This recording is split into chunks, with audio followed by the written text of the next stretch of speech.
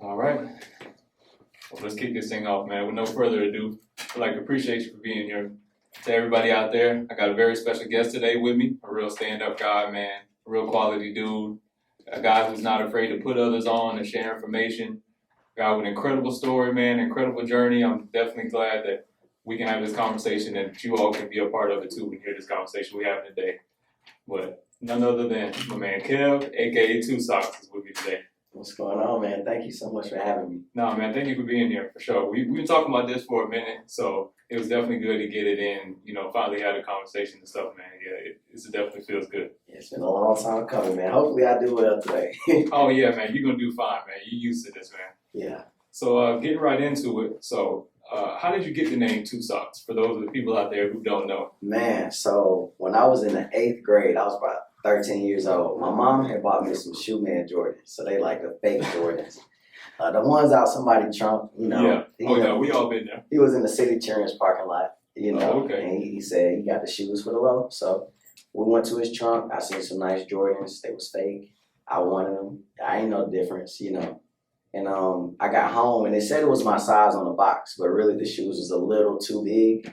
So he ain't had no customer service number. We couldn't call him back, So I had to wear the shoes. So I wore 2 pair of socks to fill the gap. So now every single day, I wear 2 socks at the same time. Oh, yeah. So you true to this. You still rocking with the 2 socks. I've been doing to this this day. since Y'all I was see 13 years old. Y'all see it staying true to it. Yeah, That's so it's a part of me now. Yeah. Okay. So let's jump into the content. So when did you start making content? So I started creating YouTube videos in 2016. Okay, so that's in 2016. That's when you hopped on YouTube. Mm-hmm. Now, what kind of content were you creating when you first got on YouTube? Was it the same content you're creating now? Yeah, it was the same content. So when I was, I had graduated from college in 2015 from A&T. Okay. And I had bought a camera thinking I wanted to be like a college photographer, take graduation photos. Okay. And, I was doing it for a while. I was making like $40 here, $60 there. I just wanted that supplemental income. Right. And I was doing it for the money. I really didn't like it. I still hate taking pictures, by the way. That's fun. But, my girlfriend and her mom at the time, they were head coaches for a local cheerleading team at a high school. And so they asked me to come and take pictures of the cheerleaders for critiquing purposes. And I was doing that for a while. And then they asked me to start recording them so that they can see themselves, to see if they're in unison, if they're saying the words and all of that stuff, right? If you're giving good energy. And so I started just doing what I was asked to do. And I ran into an issue. That issue was that GroupMe, I was uploading all the content in GroupMe so that all the cheerleaders and coaches could see the content at one time.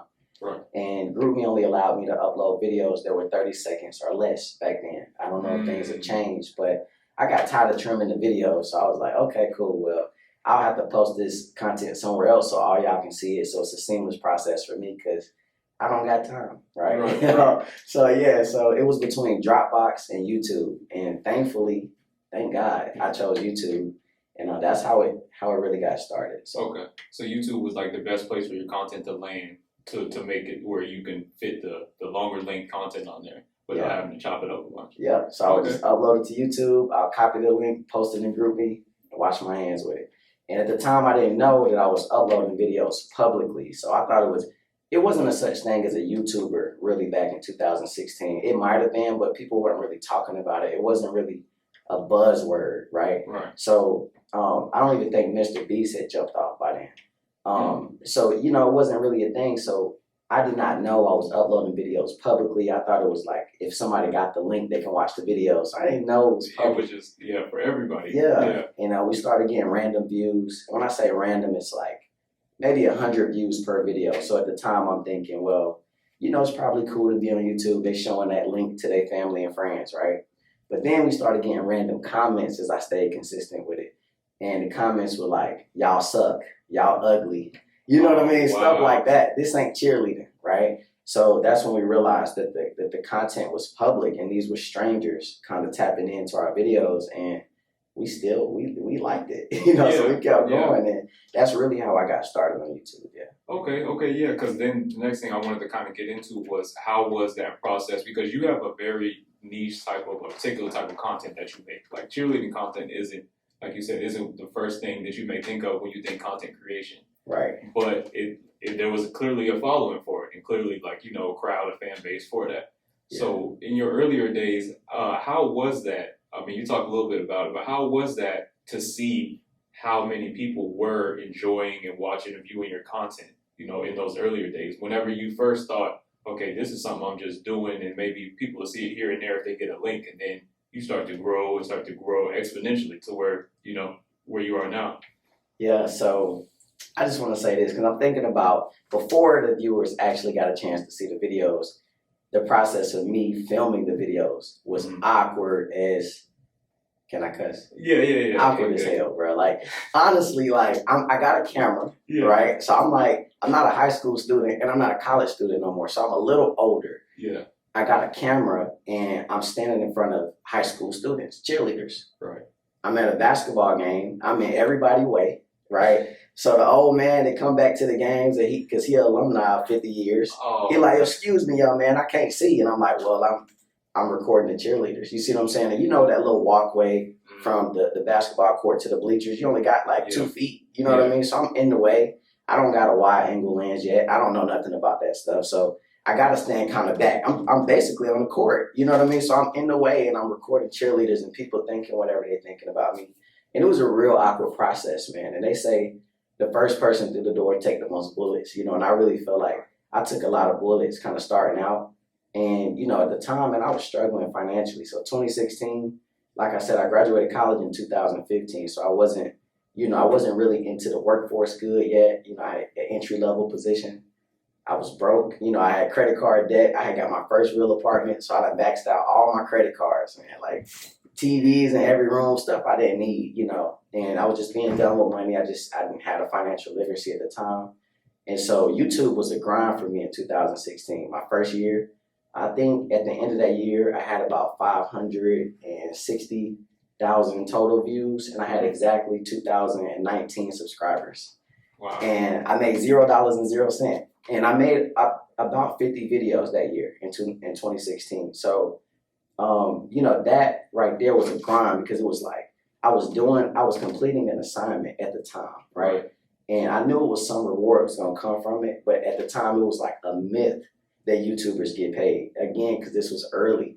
Yeah. You know what I'm saying? Like, it really wasn't a big thing about people being YouTubers. But I was hearing that YouTubers get money, but nobody was making videos about, let me show you how much YouTube paid me. And those videos weren't out there, you know? So I was like, well, I'm going to keep going and hopefully something happens. And, eventually it did, man. So as far as, let me try to answer that question you asked about the people actually seeing the content and receiving it, Again, I think we had fun with it. We enjoyed the comments, whether they was good and bad. I was really able to develop tough skin and like just post the content regardless. Primarily because it wasn't me in the camera anyway. So they weren't really talking about me, But I still take offense sometimes, but it really got my shell hard. You know what I mean? So I enjoy it. Yeah. I still do to this day. Yeah. That's dope. That's dope that you were able to do that and navigate through that process, especially in those earlier days, because now people have plenty of examples to look at. If you want to look and say, like you said, a Mr. Beast or somebody to be like, okay, I really can do this YouTube thing. I mean, even if it's not on a big scale, you see people are doing it on a big scale. But you had to really just say, hey, I see my vision and I see my content and see what I've got going on. So yeah, that's huge. Now, how did you get the skills like with the camera? Like you said, in the earlier days when you are courtside having to do those things, recording content, how'd you get your skills up like with the camera and recording all that? It was trial and error, man. Like, I would record the video and then I'll be at home and I'm editing the video and I'm like, it don't sound good. So then I start watching YouTube videos on how to get better sound with my Canon T5, right? Like I'm just researching on my own. They say a formal education earn you a living and self-education earn you a fortune. And really just being about a YouTuber and being about business just in general, like it really requires you to be self-educated. Like you have to go and seek more information. Formal education ain't gonna really take you far being a YouTuber. It's really not, because what courses are on being a YouTuber in college or in high school, right? So you really got to dig deep and learn things on your own. And I did a lot of research late nights. After I get off work, I'm editing the video and I'm trying to figure out how do I put a logo on the screen. You know what I mean? But I was just really self-taught, man, and I figured it out along the way. Just build a plane as you're flying it.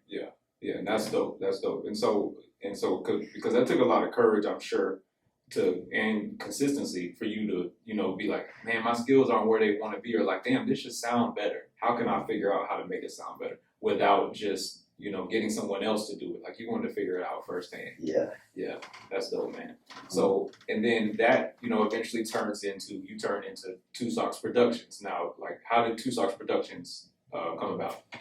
Okay, so in 2017 is when I started getting paid on YouTube, and I was averaging maybe about $400 a month, which was everything to me, man, because I was struggling financially. I'm talking about my bank account with the negatives every month, no matter how many hours I put in at work. I've been there. Yeah, I mean, my manager watching my overtime, and I already ain't got no money, so I was driving Uber just to make my account positive, maybe positive $10, so I can get me and my girlfriend a McDonald's sandwich, and I could go to sleep at night and do the same thing again tomorrow. It was really a grind. And so 2017, I started getting paid and stuff, and it became like a legitimate business for me. At first, it was like just a side hustle, and I was just doing what I was asked to do, and I started getting compensated for it on the back end, right?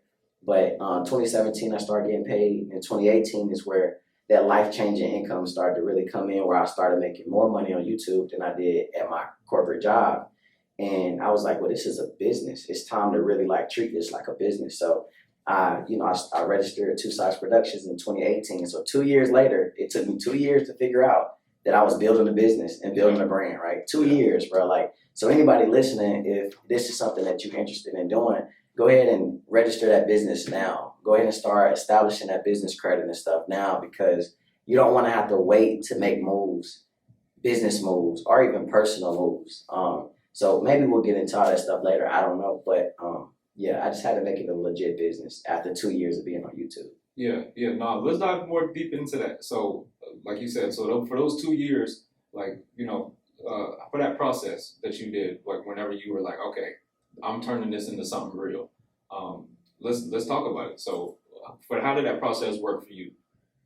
So I really think so of course I wanted it to be a legit business, but I really didn't know what that meant and what it looked like. But I think what really opened my eyes it was like 2018, and I had registered a business, and I thought I was doing everything right, and I was complying and doing stuff right by the state and the government and all of that. But I was trying to buy a house. So they was like, okay, how much money do you make at your job? And I was like, well, $30,000 or probably $40,000 by then. I left corporate America making about $50,000 a year. So I started that same company making about $30,000, and I was close to $50,000 3 years later. So I was probably making about $40,000 because I resigned April 11, 2019. But anyway, in 2018, I went to like somebody at an office in the model home, and I was like, how do I buy this house? Like, I want to buy a house or whatever. Everybody's talking about buying homes and stuff. And, they looked at my income from my job, and they was like, you don't make enough, And I was like, oh, well, I make money on YouTube too. Right. And I think at this time I was making maybe about $4,000 a month on YouTube. And so I was like, well, I can definitely make enough with my job and YouTube. Like, let's get this house, And it was like, well, how long has the business been established? And I was like, I established it this year, And they was like, well, you need 2 years of history with your business. Okay. And what we're going to do is, we don't care about how much you make a month. We care about how much you make on average of your last 2 years based off what you report on your tax return. And I was like, shit. So then I started having to think about filing taxes and reporting my income instead of keeping all my income. So that's really like what really fueled it for me. Yeah. Okay. That's what got me started. Yeah. Okay. See, and I think that's, dope that people can see that the way you did that, because that's very important. Like you said, getting the business, solidified on that end. And like you said, at that time, it's probably a little easier now to be like, okay, I make money off YouTube. If you want to buy something, like buy a house or something like that, because, there's more people doing it. But at the time, and I mean, even now, there is a process to it to where you have to turn your content into a business and be professional. And, you got to show your money how you make it. Yeah. For sure, if you want to, because it is about ownership out here. You know what I mean? That's dope that you were able to, buy a house and stuff like that, because, that's what it's about at the end of the day, for sure. Yeah. So would you say that process, like in those earlier days, would you say that would be probably your biggest hurdle that you've gone through when it comes to your content creation journey? It's one of the big hurdles. I don't necessarily think it's the biggest hurdle.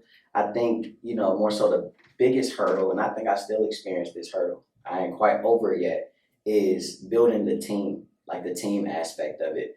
For a long time, it took me a long time to really trust other people with the business and the brand. I always thought to myself, like, can't nobody make the videos like I make the videos. And I always wanted to be so hands-on. And I realized there's no way to scale that way. You know, I need to get assistance and people to kind of help out with the channel and with the business so that I can focus on other things. Because if you work in the business, you don't have time to work on the business, right? Right. So the business cannot grow. It can just maintain what you're doing. You might make a little extra money or whatever, but you can't scale your business doing everything by yourself. And so I got burned one time, man. My first set of employees, I'll never forget this. When I resigned from my corporate job, I had about $10,000 in my 401k. I took all that money out. And I hired employees, right? So I was making whatever I was making at the time, and you know I had that $10,000 extra in a buffer, and I hired them for stupid positions, man. I had like a director of marketing. I had an executive assistant, and what was the other one? A director of communications. Like, what the hell is that, bro? Like, I thought I was doing something. You know what I mean? I'm like, okay, y'all my first employees. Y'all about to be the big dog. Yeah. I didn't know what I was doing, man. So I realized quickly because the money started depleting. They was clocking in, buddy. Yeah. They was taking the money, but they wasn't doing nothing. And I didn't know how to give them assignments. You know what I mean? I didn't know how to tell them what I needed done because they all had positions that really I didn't need. I really needed people to focus on more production roles. So the people actually going in the fields for me, because that's where I'm buying my time back at. Mm-hmm. But I'm thinking, okay, well, I don't know what I was thinking at the time, but yeah, I got burned with them, and then I got a new set of team members, and then I'm on a new set of team members, right? So I'm doing things a little differently, and I'm learning how to communicate with them, because I'm real cool, I'm chill, but at the same time, I need y'all to know that this is business, and I'm going to treat it like a business, and you know, you got to go if you can't handle that kind of thing. It's just, it's levels to it. So I've never been a business owner. I've worked in management before, but I've never had my own business. And, you know, when you got your own business, you care about every little thing that that employee does versus if you just the manager, you don't have to tuck your shirt in, bro. You good. As long as you're here on time and you're doing your work, I ain't tripping, right? But if I ask you to tuck your shirt in with my business, I expect for your shirt to be tucked in. Even the minor details, like I really want you to focus on it. And all those things really impact me personally. So I'm just trying to figure out that balance. I think that's my biggest hurdle with having this YouTube business. Yeah. So trying to find a balance between, you know, being a business manager and also, you know, being a regular person, you know what I mean? People, a genuine person. Because, I mean, you know what I mean? You're not an asshole. Yeah. But, you know, like you say, with business is business, you got to have standards. So, I mean, you know, you got to keep everything in line. So. Yeah, and I just want to say one more thing on that, too. One thing that's weird to me, it's very weird, and I still don't know how to cope with this, is I'm a natural, like, pusher. Like, I want to push you forward. I want you to be successful. Anybody that's listening to this podcast, I wish them great success. I wish you great success. Anybody I encounter, like, I'm going to try my best to help you. I do stuff for free, bro. Like, I don't care. I just want to see you win. And I know the people that's watching on live and people that's watching this replay right now that know me personally, they like, yeah, Kev is really going to give his time. It ain't about nothing but help, you know. And that's the same with my team members. When they come in, I done interviewed them, right? So I asked them, where are you in life? What you focused on? What's the last book you read? What's the last thing you learned? Those are some of my questions that I asked my team members when I hired them. And I remember that stuff. I write it down. I'm like, okay, they're working in the kitchen right now, but their aspiration is to be a hairstylist, right? Mm-hmm. So, like, I think about those things when I'm talking to them. Like, okay, you said you want to be a hairstylist. Like, let's get you in position to be a hairstylist while you here at Sockz Productions. So a lot of people tell me, like, you know, and I know what it's like to be inside the business where nobody's pushing you forward, nobody putting you on the game. And they don't give a damn whether or not you fulfill your dreams, right? They don't care about you. The jobs don't care about you. But I care about you. Even though it's a job, I care about you and I want you to be successful. So there's a weird thing to where people are like, well, you shouldn't coach your team members out because then you ain't going to have nobody. All your good people are going to be gone. In my mind, I'm still thinking I did my job. Like, you've outgrown a position. Yeah. And I made sure that you was in position to move on. And I feel good about that. So I just wanted to add that little tidbit because I have a weird kind of relationship with that. No, for sure. And I mean, and you having that relationship is the reason why, you know, you're going to continue to win and continue to have successes. Because, I mean, you're really caring about your team and caring about the people around you. You know what I mean? It's not just, you're not filling a job opening. You know what I mean? You don't have somebody around you who, like you said, you don't want to keep them in that same place all, you know what I'm saying, for the rest of their life if that's not what their goals or intentions are. Right. And I mean, it continues to work out for you in that way because, you putting out, good energy and you treat people in the right way. Yeah. And I think that's definitely important that, to be noted on. That's how you treat people. That's how you run a business. When you forming a team, it's good to form a team, make sure everybody's about their business and everything, but we all people at the end of the day for sure. Yeah. And you definitely don't want to be out here, trying to block nobody's success and stuff like that. That ain't going to ever help you win or help anybody. So, yeah. For sure. Man, I definitely would be so upset with myself if I did not get into this next thing. If I did this interview and it ended, I did not ask you about this. I don't even know. We'd have to redo it. Let's talk about this Drake sample, man.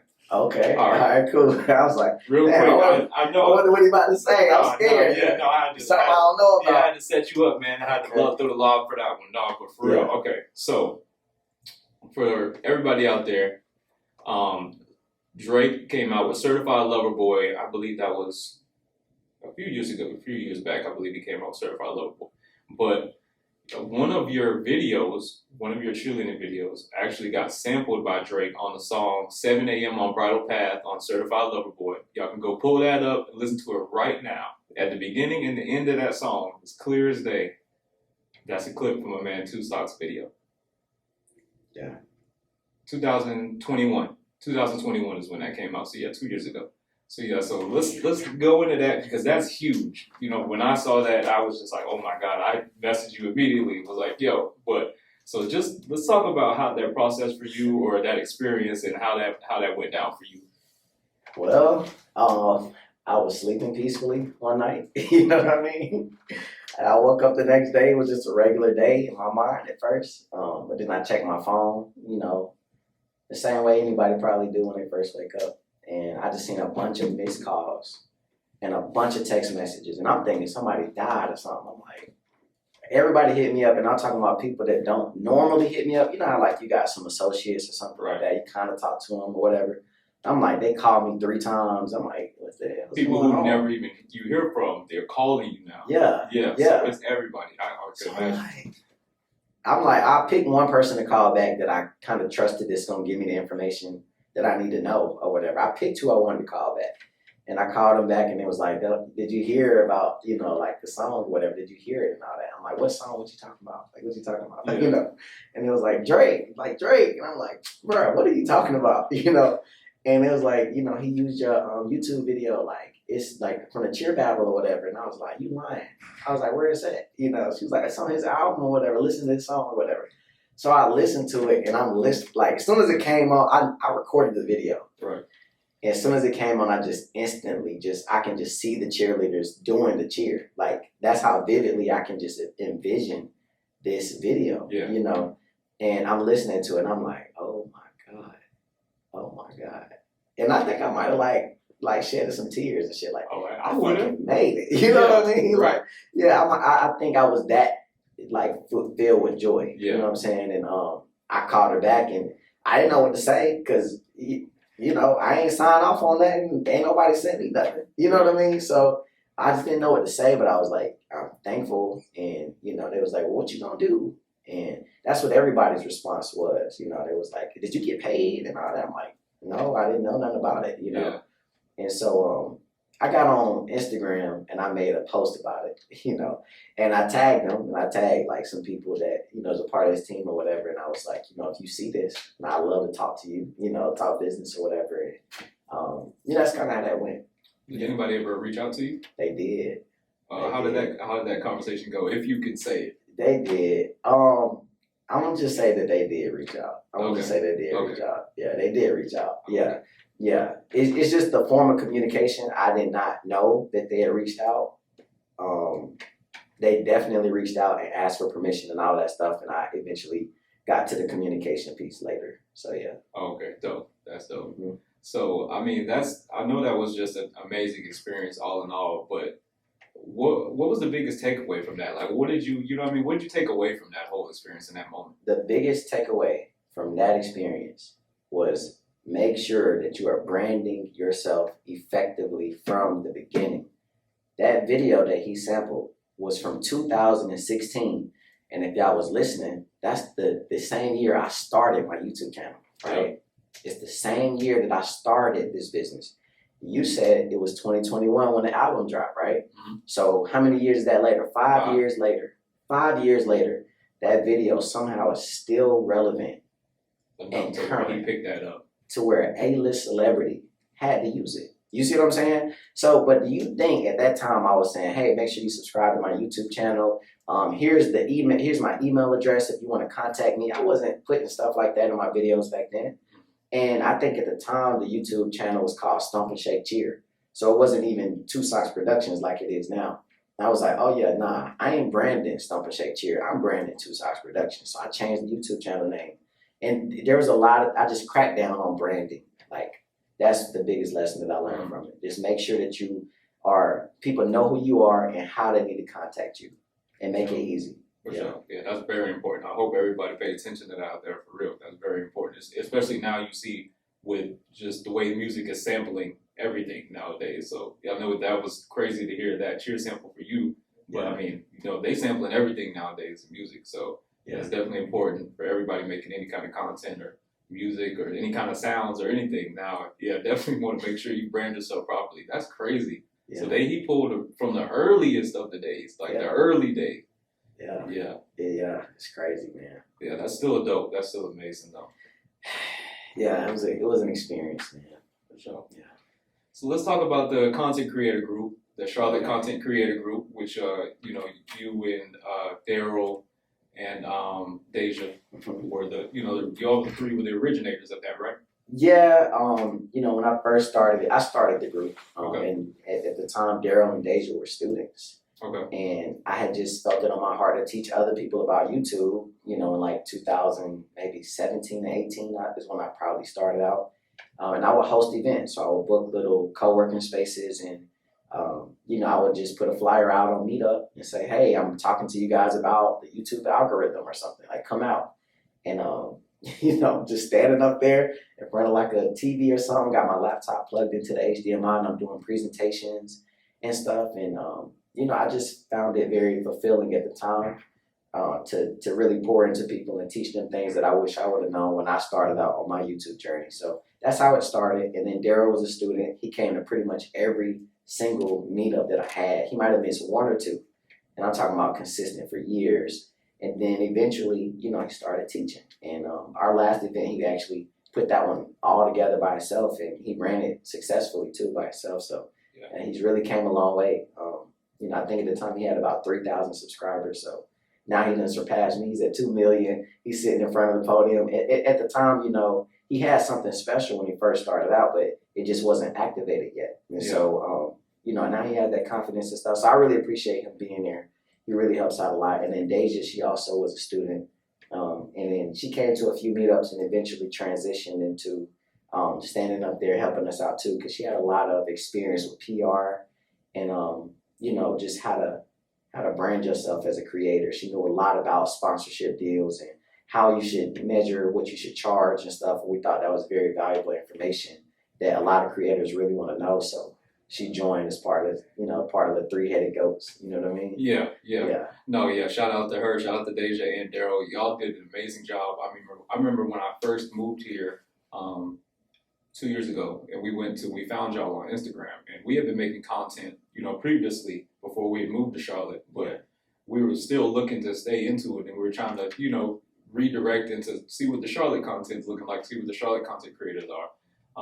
And so when we found y'all's group, and then we came to the first meetup, and all of y'all spoke, y'all did a really great job, and you, like I said, giving out information, telling the stories on, branding, monetization, consistency, anything, just kind of getting people to not be nervous. A lot of us, I know I was nervous. I was in there sweating, my palms sweaty. I was sweating. Just, in there, I'm not even in front. And I'm sweating. So, and then to be, where I've seen it now, like the last meetup where Daryl hosted, man, it's just great, man. And I'm really excited to see, what comes forward in the future and all that. But what was starting it out, what was your intentions with the group? It was really just to make sure that people had a community And that, because I don't know everything either, right? So I'm gonna be a teacher, but I also want to be a student too. So I'm asking them questions after they ask me questions, like, because it's different creators on different levels here in Charlotte. There's so many successful creators here that people don't even know about. Even in that last meetup that we had, there was so many people doing extremely well, and they're students, right? So I love to learn, but I also wanted to make sure that we had a community for YouTubers. So ultimately, that's why I started the group. And I think the same thing too. I've seen a couple people that were repeats at some of the meetups, and like you said, that last one we went to, people was killing it out there right now. I'm super proud, for real. It's super dope to see and inspiring to see everybody grow throughout the group and new people come in. It's really dope. For sure. So do you have any plans on expanding that group outside of Charlotte, or are there any bigger plans for the group or anything like that? As far as expanding out of Charlotte, not right now. I really don't. Lately we haven't been doing too much with the group. We all just been focused on our own personal things, businesses, which is good. We all still doing our thing. We still grinding, but I just found it's free. We do it periodically now. We used to do it every month, sometimes twice a month, but now we do maybe like 1 or 2 events a year. Maybe we can do a little bit more. But I kind of like the way it is. I think that we can market it and promote it a little bit better. And maybe get those flyers out a lot sooner so that more people could know about it. We can build contact lists and things like that to try to make sure that more people come out. But for the people who show up, the 30 people, sometimes it's up to 40 people, we really able to just bring them all together, connect with them, learn from them. They get to learn from each other. And we've helped at least one person in that room each time. So I'm always satisfied with the outcome. And that was going to be my next question. What do you think your biggest benefit from creating that group is to you? What means the most to you? I say it's helping people. People. Just seeing the light bulb go off, just seeing that people actually are getting it. I think a lot of times when it comes to YouTube, man, like I've done so many consultations with YouTube, and there's no right way to do things, but it's the right way to think about things. And I need for them, when I'm talking to them, to just listen to like the way that I'm positioning my statements to them, and listen to the way that I'm asking the questions, right? And once you learn how to think about YouTube, you can have success with YouTube. So just seeing that light bulb go off, that's the best part about it. For sure. So that's dope. That's really cool to see that in other people. You know what I'm saying? The fact that you're taking pride in that, and to see other people kind of, find themselves in a way. And then turn it into content that they're showing other people and representing other people and stuff like that. That's dope. All right, so I want to switch gears a little bit. Okay. I'm big on mental health. That's really important to me. That's something that I've, struggled with before, getting better about it, but that's something that's always been important to me, to make sure my mental health is in good state and people around me are their mental health is good as well. So how do you keep, your mental health good just on a day-to-day basis, creating content outside of creating content? What are some of the things you do to keep your mental health in check? I would say that I don't spend enough time on mental health and thinking about mental health. I really don't. I really I'm a get up and go type of person. If I am, dealing with a lot of things and it's weighing heavy on me, I just, write it out, step by step, what I need to check off, what I need to get done. And I create a task list, things like that to kind of relieve some pressure. But I think the main thing for me that keeps me, happy and in a good state is just practicing gratitude. I do that a lot, naturally, right? I be grateful for almost everything that I do. Like just sitting here, like I'm able to talk to you, bro. Like you've been coming to our meetups for like probably 2 years now, like consistently. Like you and your girl have been very, very consistent. And so I get to sit in the seat and like be a part of what you got going on. Like I'm just grateful for that. Like I'm grateful for the people who watching the videos that are gonna say positive things, or provide feedback. I'm grateful for everything. I'm grateful for just being able to live. And I know this sounds kind of negative, but just hear me out on this. I'm 30 years old, bro, and I don't have much longer to live, right? And I tell myself that all the time, no matter what age I am, until I'm gone, I'm always gonna say that. And I think me saying that and constantly reminding myself that I'm not here forever allows me to appreciate where I am. You get what I'm saying? And that keeps me in a good headspace, I think. So. Okay. So you really live in the present, like strong. Like you maintain your present state. And then you just keep going like that. Stay true to yourself. Don't deviate from who you truly are. There's a lot of noise out there.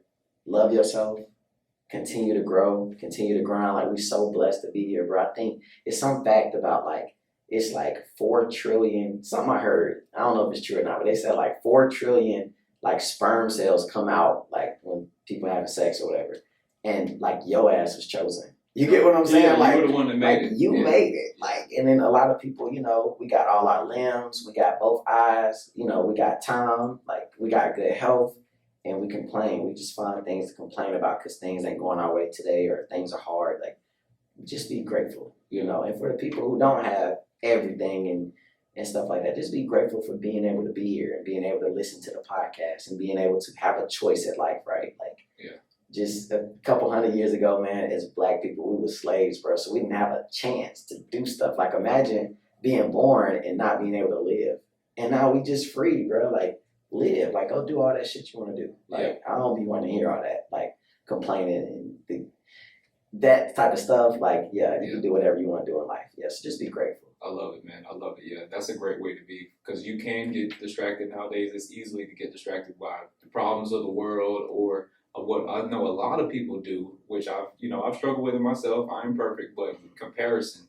Yeah. You know what I mean? Letting, because nowadays you can get on any Instagram, you can get on any social media app, see somebody balling out, you can see somebody living a certain life, and that can make you feel a certain way about yourself. But like you said, man, if you're just focusing on yourself, focusing on your life and making sure you're happy and the people around you happy, who really rock with you and are really, got your best interest, then that's what it's really about, man. Yeah, that's real, man. And just always remember too, y'all, the people, when they post stuff on social media, a lot of times, man, that's the final product. You know what I'm saying? That's not the process. A lot of times it's not the process. People share their wins. They don't share their losses. They don't show the journey. You see what I'm saying? So don't let that, it's fake. Like, that social media stuff really is. It's truly, to me, it's fake. A lot of people are fake online and stuff. So the followers, like counts, all those are vanity numbers. Like, who are you as a person? Who's that person that you inspire by or that you look up to? And genuinely, like, who are they? Right. So Right, and that's why I think conversations like this are important. Just because this is real life. We talking real life conversations, and even though we talking content, it's how it pertains to real life and how we move in real life. And I think that's important that we, make sure we let people know that it's important to maintain your integrity, be yourself, and make sure you're moving right in real life. Yeah, because that's what it's about. Yeah, man. Before we get out of here, man, I just want to thank you again for taking the time, man. This has been fun, and I've definitely been real informative for everybody, and I've had it's been a good time. Hopefully the same for you. Is there anything else that you want to let the people know to look out for you personally, or to Sockz Productions, or anything like that? I just want to say thank you too, man. Thank you for having me. I appreciate that. I can't wait for this episode to drop so I can rewatch it and just see how far I've came, like, in life, the things that I'm talking about now as opposed to the things I used to talk about. And then when I watch it in the future, man, the things that I used to talk about, right? And then think about the things that I'm currently talking about. So I'm thankful for this, man. And hopefully, is it going to be on YouTube or? Yeah.